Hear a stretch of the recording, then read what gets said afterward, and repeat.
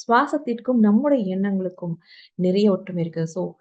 நாம் ஏதேனும் ஒரு நேரத்தில் அந்த படபடப்போடு இருக்கிறோம் என்றால், முதலில் நாம் சரி செய்ய வேண்டிய ஒரு விஷயம் என்னவென்று நினைத்துக்கொண்டால், நம்முடைய சுவாசம் தான். உடனே எந்த ஒரு சூழ்நிலையாக இருந்தாலும் சரி, நம்முடைய சுவாசத்தின் மீது நம்முடைய கவனத்தை உடனே கொண்டு வர வேண்டும்.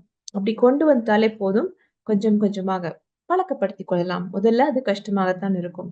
ஆனால் நாள்பட அதை நாம் பழக்கப்படுத்திக் கொண்டோமே என்றால், கண்டிப்பாக அந்த தியானத்தில் இருக்கும் பொழுது அந்த சுவாசம் எப்படி நமக்கு எண்ணங்கள் இல்லாத நிலைக்கு செல்வதற்கு உதவி செய்கிறதோ, அதே போலத்தான் தியானத்தில் இல்லாத மற்ற நேரங்களிலும் கூட நம்முடைய கவனத்தை அடிக்கடி இந்த சுவாசத்தின் மீது கொண்டு வந்தாலே போதும்.